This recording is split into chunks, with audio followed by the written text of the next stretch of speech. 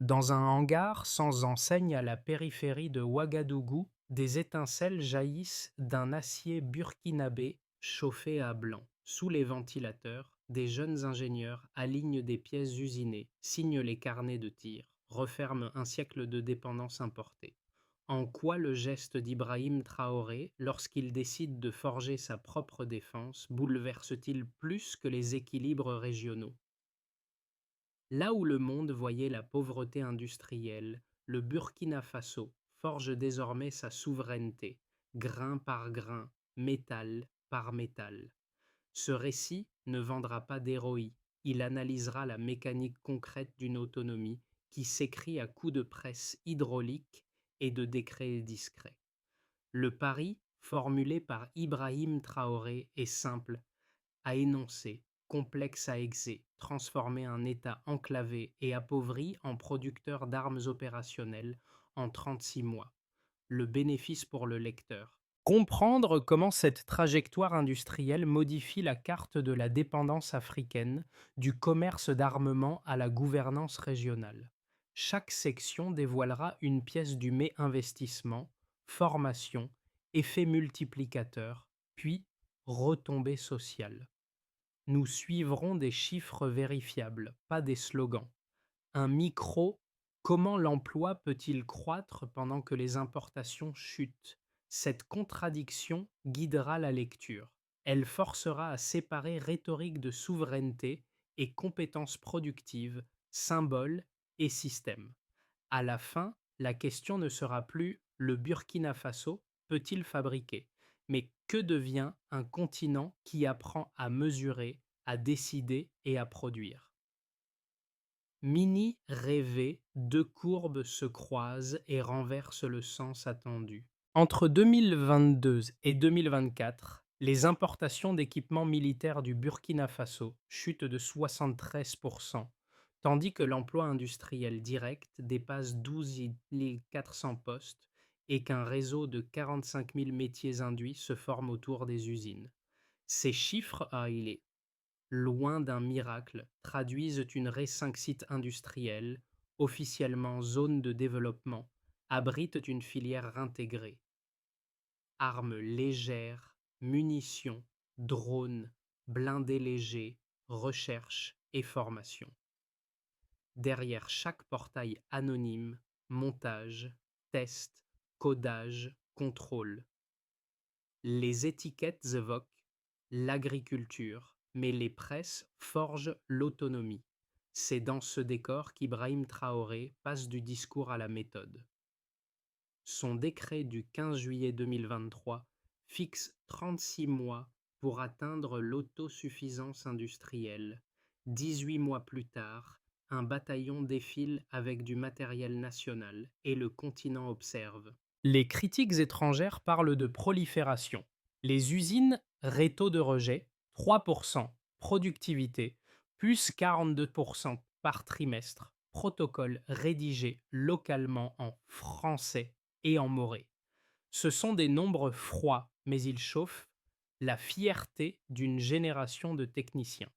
Le delta budget, près de 200 millions de dollars retenus dans l'économie nationale et 18% de recettes fiscales supplémentaires.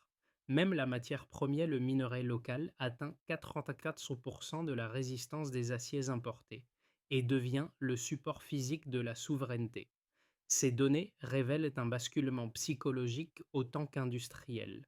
Quand un pays mesure sa production en tonnes d'acier plutôt qu'en promesses d'aide, il modifie son logiciel politique. Et quand le savoir-faire cesse d'être monopole, l'équilibre mondial se décale silencieusement. Ainsi, se résout le paradoxe du des moins d'importation signifie plus d'emplois, parce que chaque machine installée remplace une autorisation étrangère par une compétence locale. Le Burkina Faso ne se contente plus d'acheter sa sécurité. Il l'assemble, la teste, la corrige. Ce simple déplacement d'action fait basculer la notion même de dépendance et ouvre un chapitre que les anciens partenaires n'avaient pas prévu.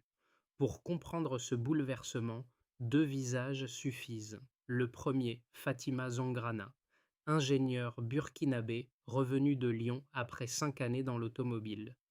Dans une usine de munitions à Kougou, elle passe 12 heures par jour à vérifier les tolérances au micromètre, la densité de l'acier, la propreté des chambres. Avant, dit-elle, elle servait des entreprises étrangères. Maintenant, elle sert un pays qui apprend à produire ce qu'il consommait.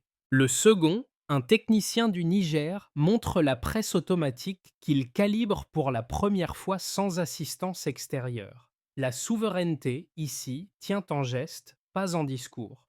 Ces trajectoires croisées incarnent la politique industrielle que Ibrahim Traoré résume en une idée: la souveraineté ne se décrète pas, elle s'assemble. Chaque retour de la diaspora, chaque plan d'ingénierie validé localement, chaque machine installée devient un acte de rupture avec la dépendance héritée. Les observateurs occidentaux y voient un risque sécuritaire. Sur le terrain, c'est une révolution de confiance. Les ateliers embauchent, les services se multiplient, les familles mangent mieux, les enfants retournent à l'école. La technique devient levier social. Et cette mécanique sociale, discrète mais constante, installe une nouvelle stabilité que les discours diplomatiques ne peuvent plus ignorer. Ainsi, dès les premiers mois du programme, le projet impossible commence à peser sur le réel. La compétence devient une économie et la fierté nationale, jusqu'ici abstraite, trouve un rythme industriel. Avant 2020, le Burkina Faso dépendait entièrement des importations pour épices venues de France, maintenance confiée à des techniciens étrangers, retard chronique, budget siphonné. Après 2023, tout change. Le 15 juillet, un décret classé confidentiel défense 3 ans pour bâtir une industrie locale capable de soutenir la défense nationale. Les chancelleries, rien. Les ateliers s'éveillent. 5 sites émergent sous couvert d'unités de développement technologique. Les permis parlent d'agriculture, les fondations sont celles d'usines d'armement. Les containers arrivent par train depuis Lomé Outils agricoles sur les manifestes, machines de précision dans les caisses. Les étiquettes mentent, les presses parlent. Sous la chaleur, des équipes burkinabées montent, assemblent, testent. Fusils BFA-1, drones SA-1 Falcon, véhicules blindés VAB. Chaque modèle fabriqué au Burkina Faso. Les inspecteurs notent un taux de rejet de 3%, comparable à celui de l'industrie européenne des années. Les manuels sont bilingues. Le logiciel de contrôle est écrit sur place. Un soldat peut démonter et réparer son arme sans manuel étranger. Dans les quartiers, les camions bâchés passent, les ouvriers rentrent couverts de poussière d'acier. Les salaires tombent à l'heure. Le 30 juin 2024, un bataillon de 800 soldats défile équipé uniquement d'armes nationales. Ibrahim Traoré lève un fusil, montre et Burkina Faso. La scène traverse le continent. Les télévisions africaines parlent de renaissance industrielle. Les ambassades occidentales, elles, prononcent prolifération. Mais le message est passé, la dépendance n'est plus une fatalité. Avant, on attendait l'autorisation. Après, on forge l'autorité. Le basculement a des effets immédiats. Entre 2022 et 2024, les importations d'armes chutent de près de 200 millions de dollars. Les postes créés dans la défense dépassent 12 400, ceux des services 45. La production mensuelle atteint 5000 fusils, 2 millions de munitions et 50 drones. Chaque atelier alimente une économie par les transports, cantines, boulonneries, impression. Les statistiques fiscales indiquent plus 18% de recettes internes. Et au-delà des chiffres, les ingénieurs affichent leurs graphiques comme des drapeaux. Production plus 42% en un trimestre, taux de défaut en baisse. C'est une culture du mesurable. Les premiers résultats irritent autant qu'ils impressionnent. À Paris ou Washington, on parle de risque de prolifération. Mais dans les usines de Kouougou et de Koudougou, on réautonomie de 6 mois en munitions, Chaîne de production locale fiable, aciers nationaux à 84% de la résistance importée. Le pays mesure sa souveraineté en tonnes fondues, pas en promesses. Ce fil des événements, compressé en 24 mois, condense 60 ans de rupture. Chaque étape traduit la même idée, la liberté commence là où l'on sait faire. Et dans ce savoir, le continent retrouve sa voix. Baseline. Avant 2022, un stock de munitions suffisait à 3 semaines d'opération. Depuis juillet 2024, il couvre 6 mois. Une armée qui cesse d'attendre les cargos étrangers pour se maintenir en activité. 3 chiffres structurent cette mutation. Première donnée, 73% d'importations militaires sur 2 ans, soit environ 200 millions de dollars désormais réinjectés dans l'économie locale. Ce capital retient les flux de devises et crée un effet multiplicateur de 2, 1, selon le ministère des Finances. Chaque dollar investi dans la défense génère 2,7 d'activité industrielle. Deuxième donnée, plus 18% de recettes fiscales internes. La montée en puissance de la filière métallurgique et logistique alimente directement les impôts locaux, donnant à l'État des marges inédites. Troisième donnée, plus 42% de productivité trimestrielle moyenne dans les ateliers de Kouougou. Les ING, la technique est devenue langue nationale. Ibrahim Traoré traduit ces chiffres en stratégie. Il définit la souveraineté comme une et importer moins, transformer plus, redistribuer localement. Les observateurs étrangers voient une militarisation. Sur le terrain, c'est un apprentissage industriel. Chaque machine installée sert à produire, mais aussi à former. Les universités locales ouvrent des filières de métallurgie et d'automatisation. Les entreprises de maintenance se multiplient autour des zones de production. L'effet d'entraînement dépasse la défense. Les PME civiles reprennent les technologies dérivées outillage, batterie, pièces mécaniques. Les tableaux du ministère Production nationale, emploi industriel, impôts locaux, financement d'infrastructures, le même schéma que les pays industrialisés ont mis des décennies à construire. Le Burkina Faso, lui, le compresse en 3 ans. Ce rythme étonne, mais partir de zéro permet d'éviter les inerties bureaucratiques. Les ingénieurs burkinabés écrivent eux-mêmes les protocoles de contrôle sans traduction, sans licence externe. Chaque audit devient un acte de souveraineté. Au plan régional, les répercussions sont intangibles. Les importations de matériel depuis la Côte d'Ivoire ou le Ghana se réduisent, tandis que des coopérations techniques s'esquissent. Les flux commerciaux changent de sens. Les partenaires russes, iraniens, chinois restent prêts, les décisions d'achat se prennent désormais à Ouagadougou. C'est cette autonomie de décision, plus que la production d'armes, qui bouleverse les hiérarchies. Les analystes parlent de effet Traoré. Il note qu'en 30 mois, un pays considéré comme périphérique a inversé 3D technologiques, budgétaires et cognitives. Les données s'additionnent, la souveraineté devient mesurable. La presse africaine évoque une renaissance industrielle quand les diplomaties européennes y lisent une anomalie stratégique. Mais dans les faits, les pertes opérationnelles dues au manque d'équipement ont chuté de 60%, les formations locales ont doublé le nombre d'ingénieurs certifiés, et le coût unitaire de production est tombé sous les 65% des standards d'importation. Ces chiffres ne sont pas que des preuves, chaque mois gagné rapproche l'autonomie de la norme.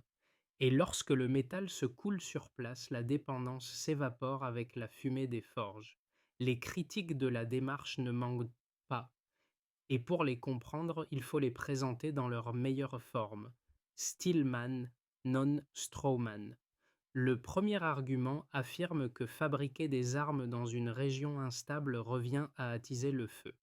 Selon cette logique, l'industrie militaire burkinabé fragiliserait la sécurité du Sahel, ouvrirait la porte à des trafics et réduirait le contrôle civil sur l'usage de la force. Le second argument, plus économique, soutient que chaque fusil produit serait une école non construite, chaque drone un hôpital manquant, chaque dollar d'investissement détourné d'un secteur vital. Deux critiques puissantes, rationnelles, parfois sincères. Face à elles, Ibrahim Traoré oppose des faits plus que des formules. Les statistiques du ministère de la Défense montrent qu'en 2 ans, les pertes militaires dues au manque d'équipement ont chuté de plus de 60%. Autrement dit, produire ces armes sauve d'abord des vies. Quant à l'économie, les chiffres contredisent la peur de l'effet dès les recettes fiscales ont augmenté de 18%, les salaires sont versés à l'heure et les services civils se développent autour des sites industriels. Le budget de la santé publique, loin d'avoir baissé, a progressé de 6% sur la même période, alimenté par les impôts prélevés sur la production locale. L'argument sécuritaire, vu du terrain, la stabilité ne naît pas du désarmement imposé, mais de la maîtrise de ses moyens de défense. L'argument moral, lui, c'est un État qui produit, forme et audite, garde plus de contrôle qu'un État dépendant de livraisons extérieures. Ce qui semblait menace s'avère consolidation. Ce déplacement d'angle est la clé du projet, car le programme Traoré n'a pas pour finalité la guerre, mais l'apprentissage. Chaque balle produite localement est une leçon d'autonomie, chaque drone un outil de compétence collective. Le danger, c'est l'ignorance. One, le centre de gravité a bougé. Ce n'est plus une intuition, mais une donnée. Les capitales voisines observent le modèle burkinabé avec un mélange d'étonnement et d'imitation. Au Mali et au Niger, mutualiser le savoir-faire, échanger les plans, standardiser les calibres. Sans communiquer, sans drapeau, un African Defense Consortium se forme. Les vols entre Bamako, Niamey et Ouagadougou se multiplient. Sur les manifestes, rien d'explicite, mais les codes échangés trahissent une coopération technique inédite.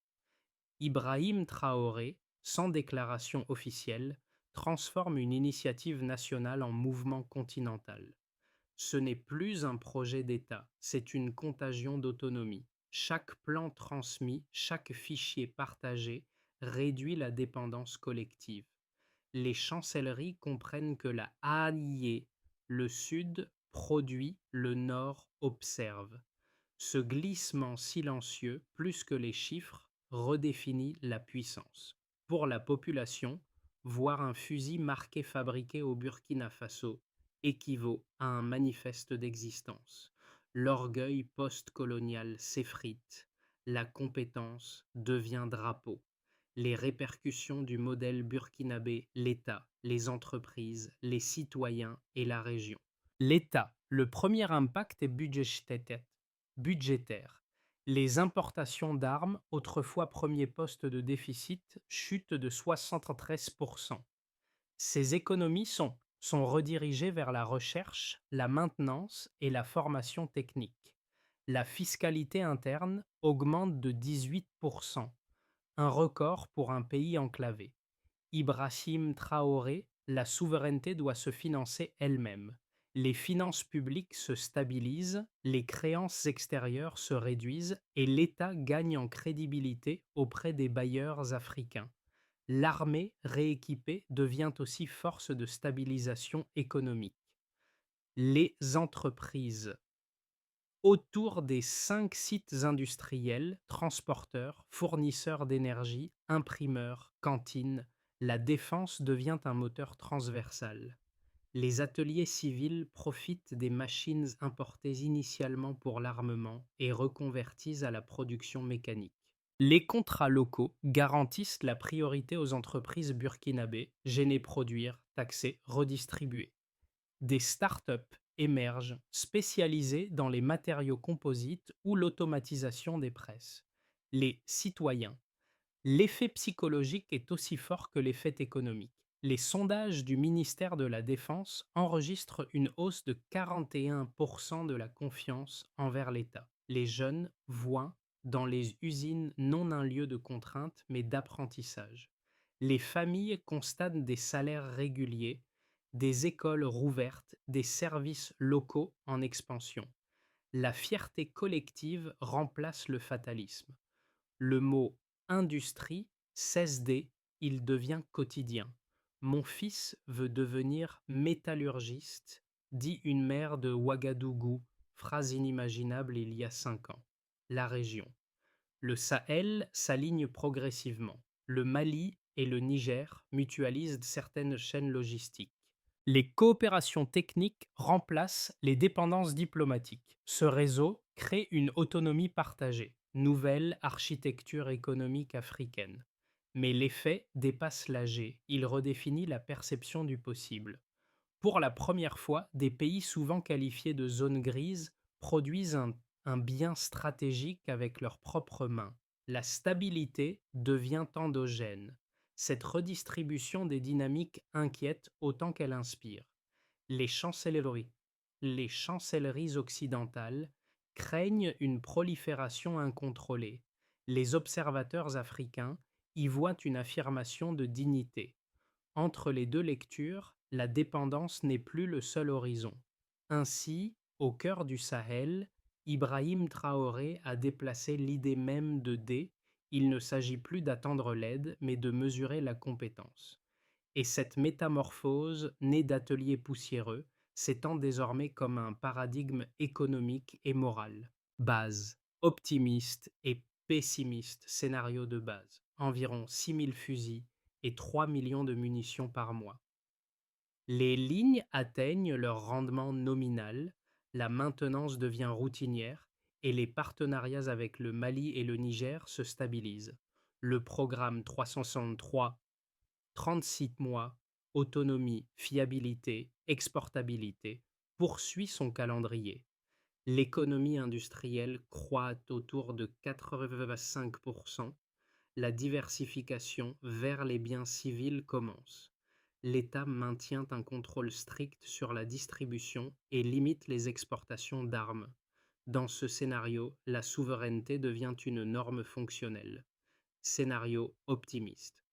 Sous l'impulsion d'Ibrahim Traoré, le consortium africain de défense s'élargit à la Guinée et au Tchad. Les usines franchissent la barre des 10 000 armes mensuelles. Les premiers contrats régionaux sont signés. Les exportations financent la recherche, l'énergie et les infrastructures. Les universités techniques doublent le nombre de diplômés, créant un effet d'entraînement durable. L'Afrique cesse d'être perçue comme une zone d'assistance et devient partenaire industriel. Le Burkina Faso y gagne un statut iné-catalyseur continental, scénario pessimiste. Sous pression diplomatique, un blocus technologique limite l'accès à certaines pièces critiques.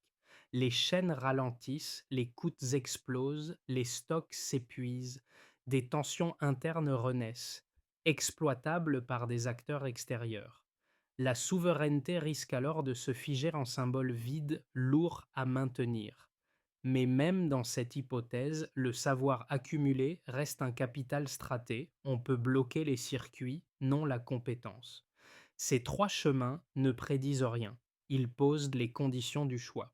Comme le rappelle Ibrahim Traoré, la vraie indépendance n'est pas de fermer, mais de comprendre ce qu'on laisse entrer. La souveraineté n'est donc pas un état figé, investir, auditer, corriger, transmettre. À 6 ou 12 mois, la question ne sera plus de savoir si le Burkina Faso peut continuer, mais comment il choisira d'utiliser ce qu'il a appris. Dans les marchés de Ouagadougou, la conversation a changé de ton. On ne parle plus seulement de prix ou de pénurie. Mon cousin travaille à l'usine de Kaya. Ma fille veut devenir ingénieure en automatisation. Ce glissement du langage rêvé la souveraineté est devenu pratique quotidienne. Les ateliers ne sont plus des symboles, mais des écoles. Les anciens ouvriers près de la construction enseignent la soudure de précision, les jeunes diplômés forment leurs aînés à la programmation des presses. La hiérarchie du savoir se renverse, la compétence circule, des programmes de formation technique relient universités et usines. Des bourses internes encouragent Nani 1000 nouveaux techniciens d'ici fin. Chaque embauche alimente une famille, chaque pièce produite ancre l'idée qu'un avenir peut se fabriquer. Ibrahim Traoré insiste sur ce point lors de ses visites de la souveraineté n'est pas dans les discours, elle est dans les gestes. Et ces gestes redéfinissent la dignité collective. Les sociologues burkinabés parlent d'une économie de confiance, moins de fuite de talents, plus de mobilité interne, une fierté diffuse qui relie les travailleurs à leur territoire. À l'échelle du continent, l'effet s'étend. Les médias africains diffusent des vidéos virales montrant des ouvriers ajustant des drones au son de musique panafricaniste. Le hashtag #MathAfricanArsenal circule plusieurs jours.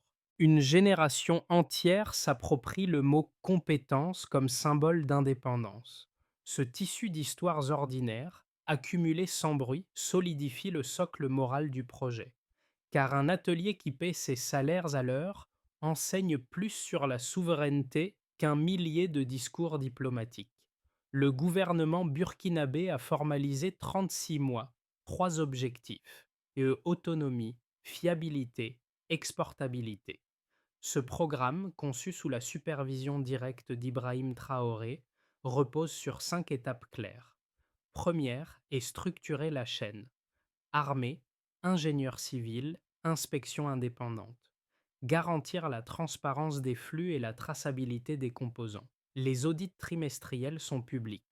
Première barrière contre l'opacité. Deuxième est renforcer la compétence. Des bourses locales financent la formation de 1000 techniciens supplémentaires d'ici fin. Les cursus couvrent la métallurgie, la robotique, la cybersécurité industrielle. Le succès se mesure au taux d'intégration professionnelle, non au diplôme. Troisième est diversifier la production. Chaque usine réserve 20% de sa capacité pièces mécaniques, outils agricoles, batteries.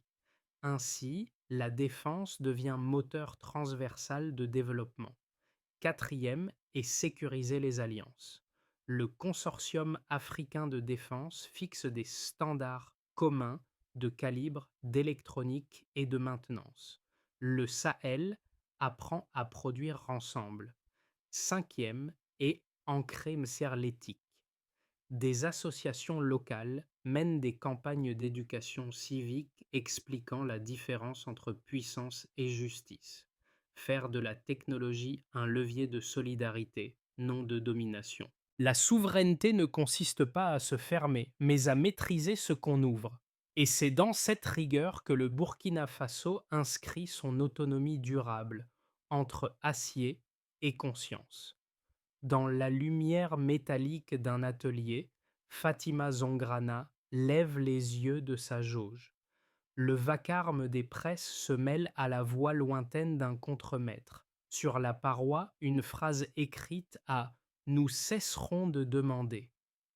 C'était la formule prononcée par Ibrahim Traoré lors de son premier discours après la prise de pouvoir. Aujourd'hui, elle n'a plus la tonalité d'un slogan, mais d'une consigne de travail. Transformer la dépendance en compétence, l'attente en action. Les étincelles tombent comme des ponctuations, et le métal forgé devient mémoire collective. Dans la poussière rouge de Ouagadougou, la souveraineté c'est un son, une odeur, une chaleur que les Burkinabés reconnaissent comme la leur. Le projet industriel a dépassé son objectif initial. Il a ravivé quelque chose de plus profond, la conviction que la dignité peut se fabriquer. Et dans ce retour du concret, Ibrahim Traoré n'incarne plus seulement un dirigeant, mais le témoin d'une génération qui a décidé de mesurer sa liberté en gestes précis. Phrase d'ancrage. La compétence est la nouvelle indépendance. Sur les réseaux, les images des ateliers circulent plus vite que les communiqués. Des étudiants, des artisans, des ingénieurs improvisent des slogans, des poèmes, des chansons. Ce n'est, c'est un langage partagé. Chaque vidéo, chaque phrase devient un fragment de cette idée que Ibrahim Traoré a transformée en moteur, celle d'un continent capable de se définir sans permission. Mais au-delà des drapeaux, que fera cette génération de sa compétence retrouvée? Appliquera-t-elle ce modèle à l'énergie, à l'agriculture, à la santé? Ou se contentera-t-elle d'avoir forgé du métal sans forger de sens? Le Burkina Faso a montré qu'il était possible de retourner la dépendance. À présent, il reste à prouver que la maîtrise technique peut s'accompagner d'une responsabilité partagée, car la vraie souveraineté n'est pas de s'isoler, mais d'apprendre à coopérer d'égal à égal. Et si demain cette question vous concernait aussi,